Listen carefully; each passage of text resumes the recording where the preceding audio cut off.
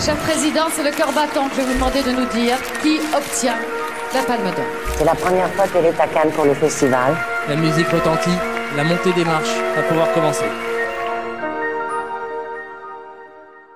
Et bienvenue dans un nouvel épisode de Ce n'est que du cinéma, édition spéciale Cannes 2025, le rendez-vous incontournable du cinéma et des paillettes où on vous apporte chaque jour un compte-rendu des films qu'on a vus, de nos anecdotes marrantes, de nos galères parfois aussi, et même des stars qu'on a croisées.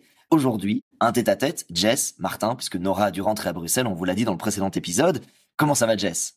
Mais écoute, ça va, très bien. Et toi, Martin, comment ça va? Malgré l'heure un petit peu tardive, malgré tout. Il va falloir annoncer directement à brûle-pourpoint qu'il est minuit 43. Je regarde l'écran de mon ordinateur sur lequel j'ai mes notes. Il est minuit 43. On est extrêmement fatigué. Mais en même temps, on a eu une journée de malade mental. Franchement, de 7h du mat à maintenant, globalement. On vit la vie de Cannes, Martin. Oui, mais on a vu un paquet de trucs. On a fait un paquet de trucs. Voilà, comment ça s'est passé de ton côté? Parce qu'on n'a pas tout le temps été ensemble dans la journée. On a eu nos trucs séparés au début, puis on s'est retrouvés sur une séance de Wes Anderson à la fin de la journée. Comment c'était pour toi la journée? C'est vrai que maintenant, sans Nora, on est vraiment perdu. Non, oui, c'est vrai que la journée était remplie. Donc moi, je suis partie ce matin parce que je voulais assister à la conférence de presse du film Die My Love de Lynn Ramsay, dont on va parler tout de suite, avec au casting un certain Robert Pattinson et Jennifer Lawrence. Ça, je les connais pas. Non, j'ai jamais entendu parler. Qui sont ces gens? Inconnus au bataillon. Et je suis partie en oubliant le trépied de mon kit pour filmer. Enfin bref, peu importe. Donc j'ai couru le long de la croisette, j'ai couru 2 kilomètres. Je suis arrivée en sueur et je suis arrivée du coup à la conférence de presse. Donc j'ai pu voir Robert Pattinson passer sa main dans ses cheveux. Et donc ce n'est pas une légende, mesdames, messieurs. J'ai pu assister au fait que Robert Pattinson se touche énormément les cheveux.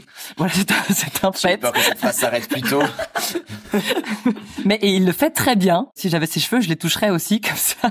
Bon, et ensuite, c'est parti, on continue. Et ensuite, on a eu un truc important durant la journée. On avait un live à faire avec BX1 parce qu'on n'est pas à Cannes uniquement pour enregistrer un podcast. On est aussi là pour BX1 qui est une chaîne de télé pour laquelle on travaille tous les deux. Donc on avait un petit direct à faire sur la croisette.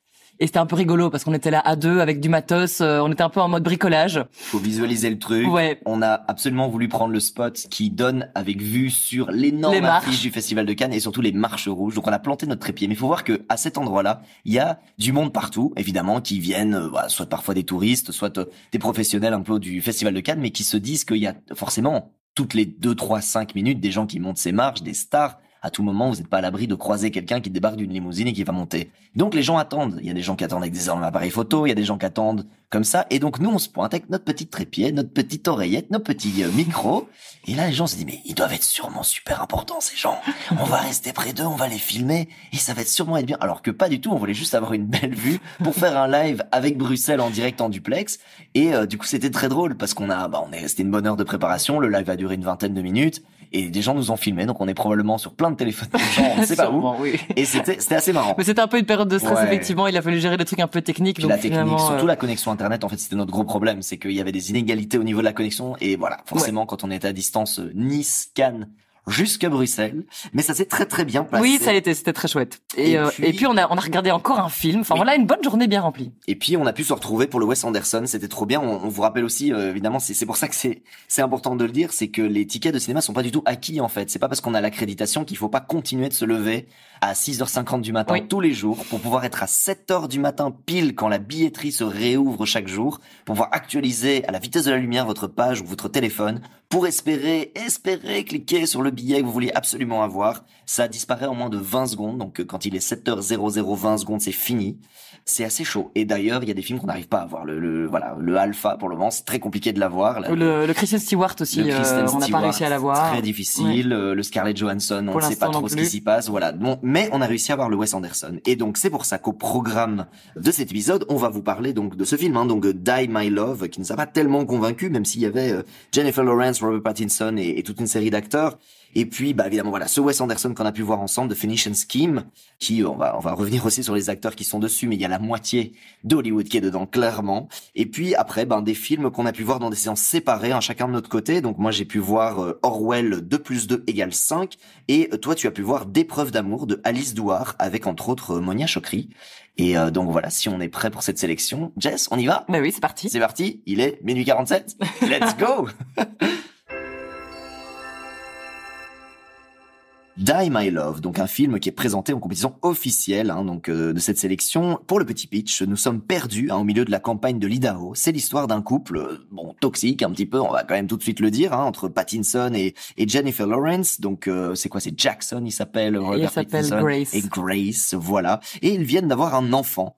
Et très rapidement, on se rend compte qu'elle va se battre contre un syndrome postpartum plutôt vénère, tellement vénère qu'elle va plonger petit à petit vers une forme de folie psychotique. Voilà. Et on vous laisse là parce que le film va évoluer encore un peu plus dans cette folie-là. Film de Lynn Ramsay, donc avec les deux acteurs qu'on vous a cités, et une petite apparition de Nick Nolte, je le cite parce que j'adore cet acteur, et notamment dans Warrior, voilà, où il jouait le père des deux frères. C'est incroyable, allez revoir Warrior. D'abord, rapidement, toi, Jess, qu'est-ce que t'as pensé de ce Die My Love? Écoute, comme tu l'as dit, c'était un film très attendu quand même sur la croisette cette année, gros casting et surtout le retour de la réalisatrice Lynn Ramsay qui avait fort marqué le cinéma avec le film We Need to Talk About Kevin, notamment, avec Tilda Swinton. C'était un choc de cinéma, ce film. Là, c'est son grand retour après 8 ans d'absence. Et donc j'attendais beaucoup de ce film et en fait j'étais, je pense, un peu déçue. Ça n'a pas été une expérience de cinéma incroyable pour moi. J'ai bien aimé les premières minutes, le premier quart d'heure, les premières 20 minutes. On installe l'histoire, le couple, les deux acteurs sont vraiment bien, Pattinson et Jennifer Lawrence. Et puis en fait, petit à petit, le film est devenu un peu difficile à suivre pour moi pour moult raisons, autant au niveau de l'histoire. Je trouve qu'on sait pas trop où on va et on comprendra jamais vraiment où on va, et relativement insupportable autant au niveau du son que de l'histoire qui nous est racontée. Donc je pense que c'est intéressant de parler du postpartum. C'est ça effectivement le propos du film, qui est donc adapté d'un roman qui s'appelle Crève mon amour, qui est sorti en 2012. Mais le résultat à l'écran, moi, ne m'a pas convaincu. Ça a été un peu laborieux.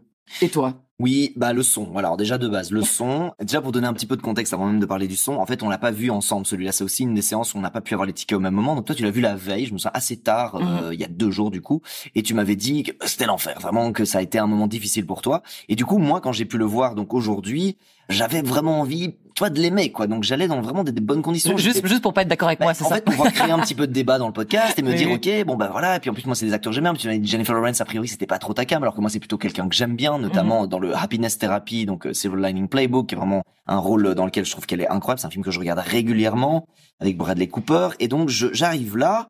Il est tôt le matin, je suis reposé, j'ai eu un petit déj. Enfin, il y a pas de raison que ça se passe mal, quoi. Et ça ne va pas, ce film. C'est une catastrophe. Vraiment, on a croisé des collègues qui ont trouvé que c'était super. Honnêtement, ça ne va pas. Donc déjà, première chose, c'est du 4 tiers. Bon, 4 tiers, on aime, on n'aime pas, mais en gros, ce qu'il faut toujours se demander, si vous voyez qu'il y a du 4 tiers pour un film, c'est qu'il y a une raison. Il faut expliquer, il y a quelque chose. C'est parfois pour pouvoir montrer de la hauteur. Forcément, si vous avez un 4 tiers, ça peut montrer des colonnades très hautes ou des montagnes et des choses comme ça. Vous avez les automontagnais, c'est du 4 tiers parce que c'est de la montagne et qu'il faut monter les pics. Là, le 4 tiers, il est parce qu'il se rapproche de la forme carrée qui emprisonne notre actrice principale qui est en train de devenir folle dans sa maison. Dans format prison, oui. Voilà, format prison, format folie, format détresse. Donc ok, très bien. Le son, ils ont poussé le volume à mort. On entend des bruits de mouches, mais comme si c'était dans vos oreilles à côté. Il y a un chien, à un moment donné, le chien apparaît. Dès qu'il est là, tu sais déjà ce qui va lui arriver. Franchement, c'est cousu de fil blanc. Mais tout ça au niveau du son, je veux dire, il y a une scène où le chien est dans la voiture. Vraiment, ça rend la scène même difficile à même écouter concrètement, tellement le bruit est gênant. Je crois que c'est fait exprès, évidemment. Oui, c'est délibéré. C'est fait exprès, mais du coup, ça rend la séance un peu pénible. Voilà, tout est pénible. Et donc, ça, c'est déjà le fond. Sur la forme, il se passe déjà pas grand-chose entre le début et la fin. Ça évolue péniblement. Les coutures sont très très grosses. Il y a des espèces d'apparitions d'un étalon noir, un moment qui résume je ne sais pas trop quoi, qui symbolise je ne sais pas trop quoi. Il y a un motard qui se balade autour de cette forêt. On est vraiment perdu dans une espèce de huis clos au milieu des bois. Je ne comprends pas trop. Moi, Jennifer Lawrence, je vais citer une collègue qui a bien résumé ça en disant elle joue la folie, mais franchement, elle l'incarne à aucun moment. Lui, il est assez... Enfin, je ne sais pas. J'ai du mal encore à dire pourquoi ça ne va pas, mais ça n'a aucun intérêt. Vraiment, ce film, que vous l'ayez vu ou pas, ça ne changera absolument rien à votre vie. Je ne comprends pas la hype qu'il y a autour de ce film. Je comprends pas la nomination dans le top 22 des films qui peuvent prétendre à la Palme. Pourtant, c'est 2 acteurs que j'aime bien. C'était catastrophe. Et donc, Jess, tu avais raison. J'ai fait ce que j'ai pu, mais ça n'a pas marché. Mais non, mais après, moi, ça m'intriguait déjà de base. Je trouve, on nous avait vendu cette histoire de cette femme en postpartum qui va sombrer peu à peu dans la folie. C'est ce qui était un peu annoncé. Donc, je comprends l'idée. Je trouve ça intéressant d'explorer ça. Mais par contre, ça ne m'a pas du tout parlé. Je trouve la façon dont c'est mis en scène et la façon dont c'est raconté. Voilà, après, je n'ai jamais connu de postpartum, je ne suis pas maman, j'ai jamais été enceinte, et donc je sais pas, peut-être que d'autres gens, ça va leur parler extrêmement. Peut-être que des femmes qui ont connu le postpartum vont dire, mais enfin, je me suis reconnue à fond dans la folie de cette meuf. Oui, donc il y a peut-être ça aussi, voilà, chaque expérience peut se vivre différemment. Mais moi, ce qui m'a dérangé, c'est que dès le début, j'ai pas tout à fait cru à leur couple. Parce qu'on est quand même censé être au fin fond on est dans l'Amérique profonde, et effectivement, ils s'installent dans la campagne, dans cette petite maison un peu délabrée, entre guillemets, et très vite, elle tourne un peu sur elle-même, Jennifer Lawrence. Mais tous les deux, en fait, Pattinson et Jennifer Lawrence, ils sont très beaux. Ils ont gardé un peu leur côté, on les a pas amochés, donc ils sont tous les deux avec leur physique de star hollywoodienne en fait. J'imagine que c'était un choix, je sais pas, mais en tout cas Pattinson il est toujours hyper basé, elle est super belle. Enfin du coup j'ai pas trop cru à ce côté couple un peu, enfin toi ils roulent pas sur l'or, enfin voilà on voit qu'ils sont un peu, oui, non, donc voilà ils sont même très pauvres. Ils sont même très pauvres, oui, voilà. Donc ça m'a un peu sorti du côté crédible. Je voyais trop Pattinson et Jennifer Lawrence. Effectivement, elle sombre dans la folie, mais en fait, elle fait ça dès les 5 premières minutes. On installe très peu leur couple. Très vite, elle sombre dans la folie, et en fait, on va suivre ça pendant 2 heures de film. Et c'est ça qui est en fait très pénible. C'est qu'on va être non-stop dans une descente aux enfers. Et je pense que c'est le but, par contre, du film. Je pense que c'est ce qu'a voulu faire Lynn Ramsay, c'est de nous proposer une descente aux enfers et une folie, et que personne la comprend. Mais je trouve que ça part dans tous les sens, sans vraiment de cohérence. Et les personnages sont un peu insupportables, effectivement. Et Ramsay nous laisse en fait assister un peu à tout ça, sans vraiment nous donner des clés, ni d'explications. Donc c'est ça pour moi qui a été difficile, je trouve. Oui. Je sais pas si tu es d'accord. Oui, non, mais en plus des films de folie, oui, il y en a plein. où tu quittes la terre petit à petit et tu sais plus ce qui est vrai et pas vrai, où le film joue avec ça, avec des scènes qui sont à la fois fantasmées, des scènes qui sont vraiment réelles, et d'essayer de laisser au spectateur le soin de déterminer si la scène est réelle ou pas. Enfin, voilà, The Island et ce genre de film où tout d'un coup la folie apparaît petit à petit, ça a été super bien fait. Dans ce film-là, il y a même pas vraiment une escalade. Enfin, il y a une forme d'escalade, mais en même temps, il y a des actions qui ont lieu assez tôt dans le film. Bon, je vais parler du chien, par exemple. Genre, je comprends pas que ce soit pas ça qui déclenche, par exemple, le fait d'éventuellement aller chercher de l'aide extérieure, etc. Oui, il faut savoir qu'effectivement, Pattinson, au lieu de s'occuper de l'enfant, est plutôt, il travaille beaucoup, et il décide un jour, il a la bonne idée d'adopter un chien, alors qu'il arrive déjà pas à s'occuper de sa femme et de son enfant. Je voulais pas trop spoiler, mais il y a des éléments dans la folie où tu dis, mais ça, c'est carrément déjà, clairement un abus total. Enfin, clairement, là, il y a besoin de demander de l'aide. Et en fait, ça se déclenche pas. Et par contre, il y a un truc, finalement, ce qui va demander de l'aide, c'est un coup de boule dans un miroir. T'es un peu genre, bah non, en fait, c'est bizarre. Enfin, en fait, c'est même pas logique dans l'évolution. C'est même pas bien fait dans la création thriller. Enfin, il y a des films comme Mother dans lesquels elle avait joué aussi. Bon, on n'aime pas, mais au moins, il y avait une vraie gradation du délire, quoi, jusqu'à l'enfer total. Et donc, voilà, même pour ça, c'est pas très bien fait. Donc, et pourtant, c'est une super bonne réalisatrice qui avait quand même eu quelques coups d'éclat. Oui. Je ne comprends pas son retour. Elle a pris du temps à revenir en plus, et pour moi, c'est un vrai raté, quoi. C'est vrai que tu as évoqué Mother de Aronofsky, et c'est vrai que le film, moi, j'ai tout de suite pensé à ça. J'ai pensé à Mother, c'est de nouveau Jennifer Lawrence, qui est aussi dans le rôle d'une mère qui sombre un peu dans la folie, donc c'est un peu déjà vu. Et le film m'a fait aussi quand même penser un petit peu à, le personnage de Jennifer Lawrence m'a fait penser à Gena Rowlands dans Une femme sous influence, où on voit aussi une femme qui est enfermée dans le rôle domestique, et elle finit un peu par sombrer dans la folie. Mais c'était mieux amené. Donc voilà, donc je suis d'accord avec toi. Et moi, ce qui m'a posé aussi problème, peut-être c'est plutôt personnel, c'est que la performance de Jennifer Lawrence est super. Je trouve qu'elle se débrouille bien. C'est une très bonne actrice. Et d'ailleurs, les médias sont déjà en train de saluer sa performance. Certains parlent même déjà d'un prix. Je reconnais qu'elle fait très bien le taf. Mais moi, après, personnellement, je me rends compte avec les années que je suis pas une grande fan de Jennifer Lawrence. Je trouve, c'est pas une nouvelle actrice. Je crois qu'elle est bien. Mais vu que là, elle est dans tous les plans, du coup, elle prend beaucoup plus de place limite que Pattinson. Elle est vraiment omniprésente dans le film. Peut-être que c'est ça aussi qui m'a perturbé un peu. Ça m'a pas permis de rentrer pleinement dans le truc, parce qu'il y a un truc chez elle qui me dérange un peu, je sais pas quoi.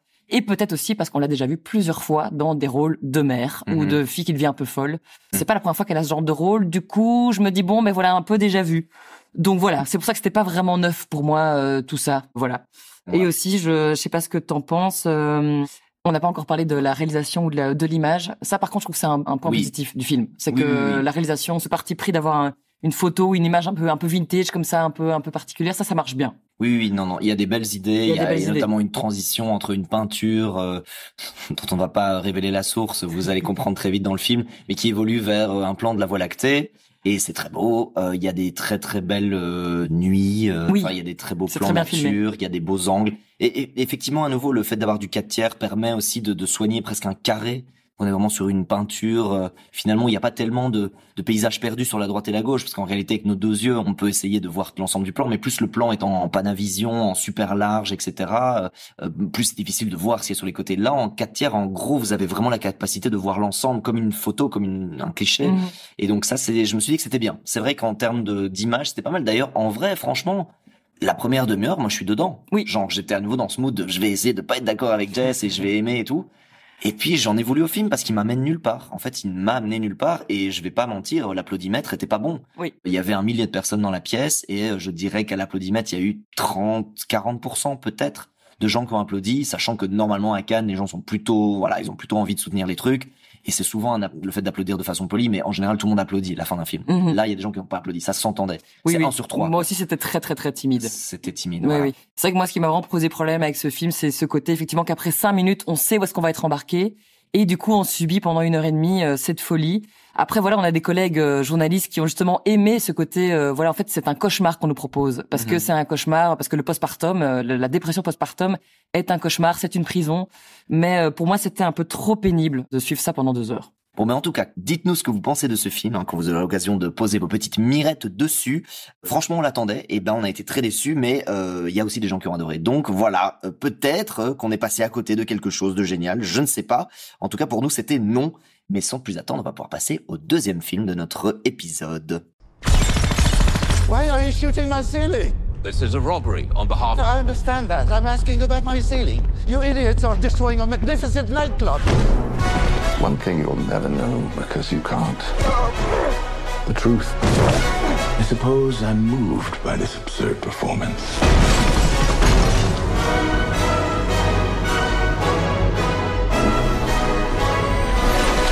I recognize this assassin. Kill now. Suicide panel. Alors, The Phoenician Scheme, ce film est aussi donc en compétition officielle, l'un des 22 qui prétend à la Palme. Il n'y a pas vraiment encore de petit pitch qui est développé sur Allociné, mais donc c'est l'histoire d'une famille, d'une entreprise familiale, d'un personnage très riche qui a un grand projet, un projet très complexe entre guillemets, mais qu'il a bien l'intention de mener à terme. Et donc à l'affiche, vous avez Benicio del Toro dans le rôle de Zaza Corda, et puis vous avez Mia Appleton dans le rôle de Liz, sa fille, et qui est aussi une religieuse. Et puis surtout, et moi je trouve que c'est vraiment celui qui est le plus drôle du film, Michael Cera dans le rôle de Bjorn, leur tuteur. Globalement, ça va être ces 3 personnages qu'on va suivre dans une espèce d'aventure péripétie. Donc film de Wes Anderson. Qu'est-ce que toi t'as pensé de ce film? D'abord très court à chaud, Jess. De base, moi, le cinéma de Wes Anderson, c'est pas forcément celui qui me touche le plus, même si j'aime en général ce qu'il propose. Je suis un peu moins convaincu depuis quelques années. Mais là, malgré tout, je dirais que j'ai passé un bon moment. J'ai trouvé que le film était fun. On est plus vers une comédie un peu déjantée. Visuellement, ça reste toujours très coloré et forcément très beau. Donc, plutôt un bon moment, mais que je vais peut-être vite oublier aussi. Eh bien, moi, j'y allais en n'ayant aucune attente parce que les 2 derniers films de Wes Anderson, qui est quelqu'un que j'aime bien, mais les 2 derniers films m'avaient déçu. Le Asteroid City, ça a été très compliqué, j'ai dû m'y reprendre à 2 fois pour le terminer, même malgré le casting. Scarlett Johansson était encore à nouveau... Il a un pouvoir magique, Wes Anderson, il invite la moitié d'Hollywood à chaque fois, c'est fou. Et tous les acteurs viennent jouer. Il a un très bon carnet d'adresse. Il a le meilleur carnet d'adresse, vraiment, même pour des petits caméos, il y a des stars de dingue qui n'accepteraient ça dans aucun film, absurde, qui veulent bien faire 2 lignes, quoi. On est vraiment sur quelque chose de fou. Donc ça m'avait pas convaincu. Et il y avait The French Dispatch, avec Léa Seydoux, Timothée Chalamet, il y avait plein d'actes différents à nouveau, avec des parties en noir et blanc. Ça m'avait pas convaincu non plus, j'avais aussi dû m'y reprendre à 2 fois, alors que j'adore Darjeeling Limited, que les gens connaissent peut-être un peu moins. J'adore le Budapest Hotel, que j'ai revu avec Ralph Fiennes, dans la suite de Conclave. En fait, je me suis mis dans un mood Ralph Fiennes à un moment donné, je l'ai remis et c'est vraiment très très bien. Voilà, Mr. Fox, il y en a plein. Avec évidemment tous les films où dans la grande époque de Bill Murray, parce que c'est aussi un acteur qui est dans chacun des films, ou à peu près chacun des films de Wes Anderson. Et dans celui-là d'ailleurs. Et dans celui-ci, il a un petit rôle évidemment d'espèce de Jésus, de Dieu. En fait, il joue Dieu en noir et blanc dans le paradis. Bill Murray, quoi. C'est Bill Murray. De toute façon, Bill Murray, c'est Dieu. Voilà. De toute façon, il est le jour sans fin. C'est lui qui décide du temps. Tout à fait. Et bien là, c'était bien. En fait, j'ai passé un bon moment devant ce Phoenician Scheme. Plus léger. Je pense qu'il sort un peu du piège dans lequel il était tombé, de vraiment rester dans ce cadre trop formel, trop parfait, trop esthétique, trop absolument, chaque virgule était parfaite. Là, il se laisse un petit peu plus d'humour, un peu plus de liberté, il laisse plus de place à ses acteurs pour bouger, même si ça reste du Wes Anderson. Vous allez avoir de la symétrie, de la couleur, voilà, plein de mises en scène très inventives, originales, mais surtout toujours très contrôlées et calibrées. C'est vraiment à ça qu'on le reconnaît. Moi, j'ai passé un bon moment. Voilà, on l'a vu ensemble. Hein. Oui, c'est vrai. Et c'est vrai que pour les fans, en particulier de Wes Anderson, c'est quand même toujours un événement à Cannes. C'est vrai qu'il devient finalement un habitué du Festival de Cannes. Wes Anderson, tu l'as dit, il était là avec Asteroid City en 2023, French Dispatch et aussi Moonrise Kingdom en 2012, qui a fait l'ouverture du Festival de Cannes. J'ai pas vu celui-là. Que j'ai vu, que j'ai vraiment bien aimé. Donc c'est un fidèle de la Croisette, on peut le dire. Et ici, effectivement, je pense qu'il revient un petit peu à des choses qu'on aime bien. Casting 5 étoiles, tu l'as dit, on sent qu'il s'amuse et du coup, nous, on s'amuse aussi. Et le casting incroyable, effectivement, Tom Hanks, Scarlett Johansson, Riz Ahmed qui est dedans, Benedict Cumberbatch, tu l'as dit, on voit même Charlotte Gainsbourg dedans. Et petite info que j'ai quand même trouvée, c'est-à-dire que celle qui joue la fille de Benicio del Toro, donc qui est donc une bonne sœur, Mia Trapalton, s'avère être la fille de Kate Winslet. Mais je non. ne savais pas, voilà, qu'elle a eu avec Tim Trapalton en 2000. Elle est née en 2000, donc voilà, tout ça ne rajeunit pas. Voilà, c'est une petite info sur laquelle on est tombé, c'est rigolo. Donc oui, plus un film d'espionnage / film d'action avec ce duo père-fille un peu improbable qui est plus une excuse pour faire en fait un gros film d'aventure, un peu fun et déjanté.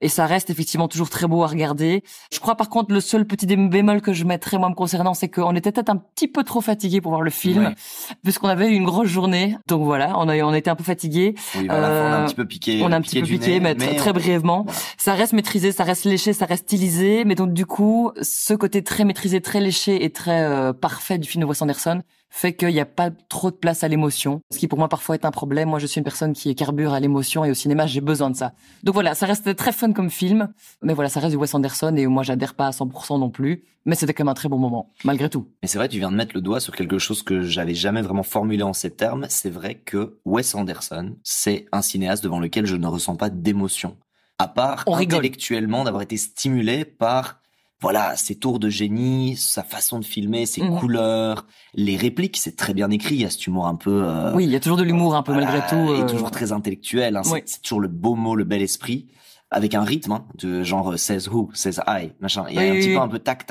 en ping-pong. Voilà, mais par contre, c'est pas du tout un cinéaste de l'émotion. Il laisse pas du tout les choses se développer dans ce sens-là. Et moi, je suis plutôt quelqu'un qui a besoin de ressentir des choses. C'est peut-être pour ça qu'il me tient un petit peu à l'écart malgré tout. C'est pas dans mon top 5 des réalisateurs. Mais il a une patte tellement typique, tellement unique que c'est quand même très chouette. Et vraiment, avec ce Finish and Scheme, pas impossible qu'il reparte avec un petit quelque chose, même si voilà, il y a peut-être des nouveaux réals qui auront peut-être plus envie ou qui seront peut-être plus méritants. Mais c'est bien, franchement c'est bien. Pour moi, ça faisait quelques films qu'il n'avait pas fait aussi bien. Donc je crois qu'on se marre bien, franchement. Et c'est vrai. Il y a une partie dans la jungle où Michael Cera change un peu de rôle. Oui. J'étais vraiment en train de me marrer à ce moment-là. Lui, c'est un peu c'est un peu la bonne surprise du film. Lui, il est chouette. Une espèce de faux air de Eisenberg, de Jesse Eisenberg comme ça, mais en roue libre. Il est très bien. J'avoue, rien pour lui, le film vaut la peine. Et je vais peut-être pour clôturer, répéter la phrase que je dis à la madame qui nous a interviewé à la fin de la sortie du... On n'a pas dit les anecdotes. On s'est fait interviewer par un média américain. À la fin de la séance, un média américain nous a demandé ce qu'on avait pensé du film. Vu qu'on a l'air de personnes extrêmement sérieuses et très professionnelles, je pense que notre avis était très important pour cette madame. In English, please, by the way. Dans le texte. Non, et puis j'étais effectivement pas très inspirée, un peu fatiguée. Je lui ai juste dit que pour moi, Wes Anderson, le film était très fun, mais pour moi, Wes Anderson, ça reste quand même un réalisateur qui a juste un carnet d'adresses immense, tout Hollywood, et que du coup, nous, public, on prend du plaisir à reconnaître des acteurs dans le film et de voir ces acteurs se marrer et s'amuser dans le film, finalement. C'est quand même toujours cette même recette, malgré tout. Voilà. Oui, en plus, il a ce petit gimmick un peu des vieux films, hein. Donc avant, vous savez, les génériques étaient au début du film. Après, vous aviez juste dit end à la fin, avec, voilà, éventuellement encore 2-3 petits mots, mais globalement, vous aviez longtemps un générique de 5 minutes avec tout était au début.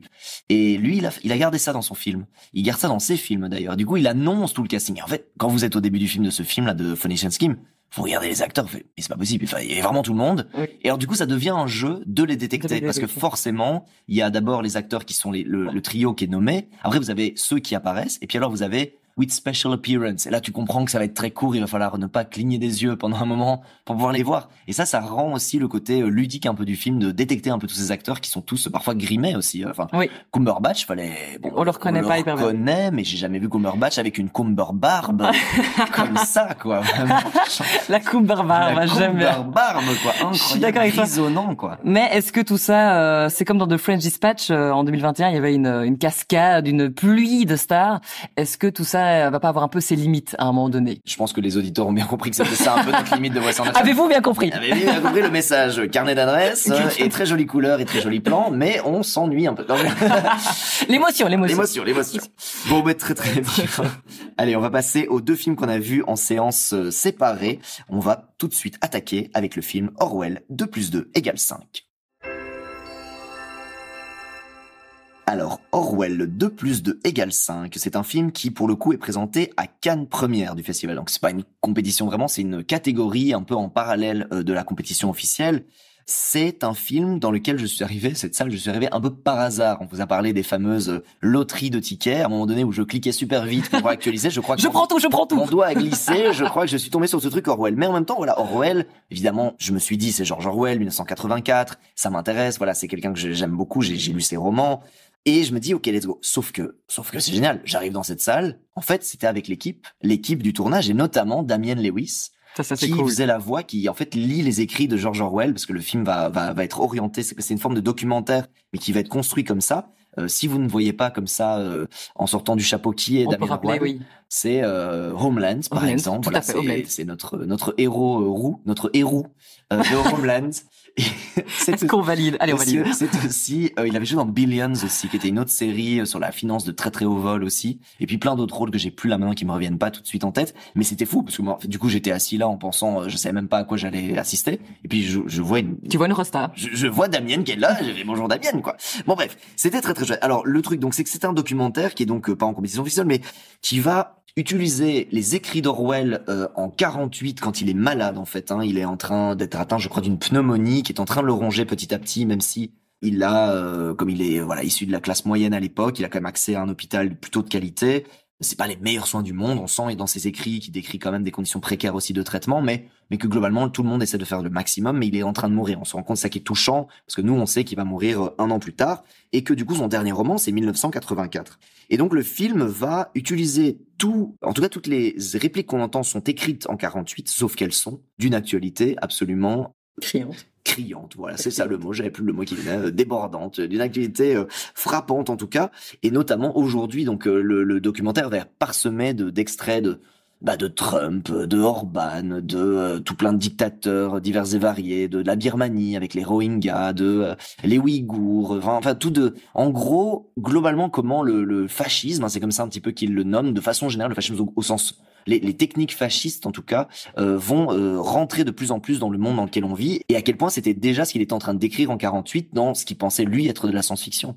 Et il disait dans ses lettres à son ami, parce qu'il y a toute une correspondance avec son ami quand il est vraiment dans les derniers moments, il continue d'écrire à son ami Winston, je pense, et il lui dit bon voilà, j'hésite encore pour le titre, est-ce que ce sera 1984, est-ce que ce sera le dernier européen, quelque chose comme ça, je crois que c'est son autre titre, je pense que 84 c'était la bonne solution, et il dit je ne pense pas que c'est ça qui va se passer, mais je pense qu'on va arriver vers quelque chose qui se ressemblera à ça, et notamment avec le ministère de la vérité, le ministère des faits, des choses comme ça, avec les alternative facts, enfin tout ce qu'on entend maintenant qui a l'air d'être complètement fou.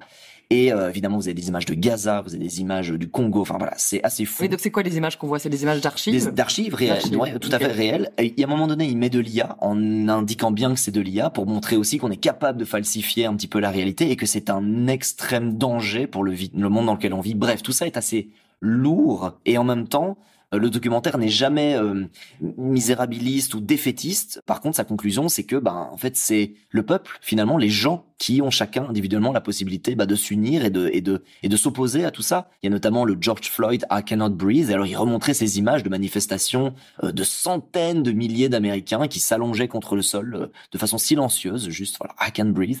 Et à quel point ça avait quand même vraiment créé des mouvements, le MeToo, enfin toutes ces choses-là qui finalement peuvent aussi venir des gens. Donc documentaire à charge, complètement à charge, mais avec un sérieux, avec une rigueur, et surtout qui se base des écrits de George Orwell. Donc à la base, voilà, ils se cachent pas, c'est les écrits de George Orwell, et ils les traduisent et ils les adaptent finalement. Enfin, ils les gardent, mais je veux dire, ils adaptent les images à l'époque d'aujourd'hui. Mais j'ai envie de le voir, du coup. Tu m'as vraiment donné envie de le voir. Mais voilà, je voulais prendre le temps de dire ça parce que c'est probablement un des trucs qui m'a le plus marqué de tout le festival, même s'il n'est pas en compétition. Ouais, j'ai l'impression qu'il t'a bien marqué et du coup, il me donne envie de le voir. On sort. On sort.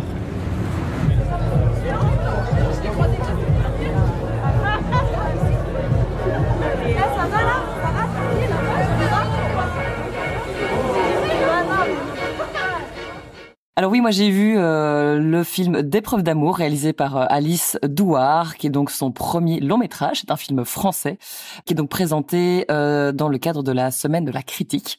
Et alors, pour résumer rapidement l'histoire, donc on suit un couple de trentenaires, Céline et Nadia.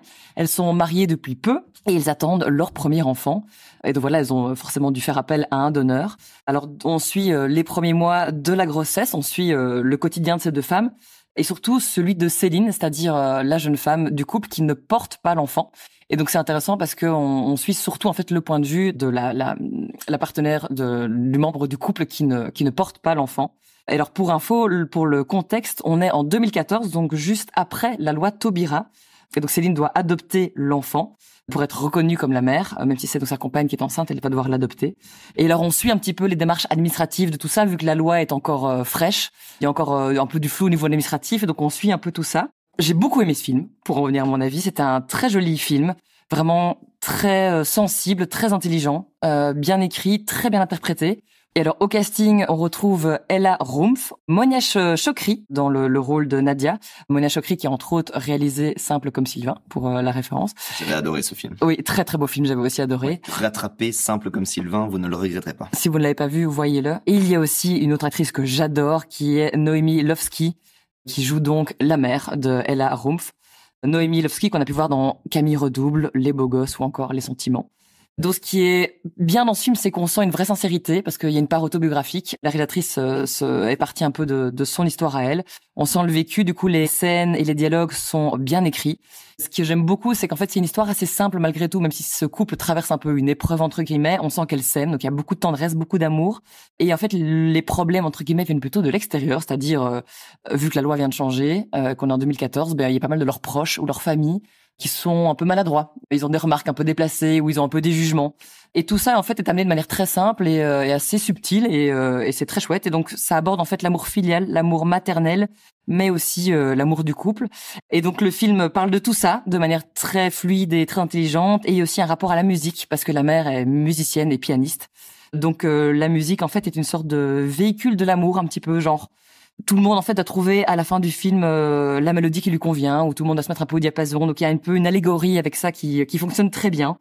Donc voilà, très joli film que je recommande, que j'ai bien aimé, et je trouve que c'est important surtout de mettre en avant des sujets comme ça qui sont très importants parce qu'on les voit pas assez au cinéma. Donc vraiment, D'épreuve d'amour de Alice Douard, c'est une petite pépite à découvrir.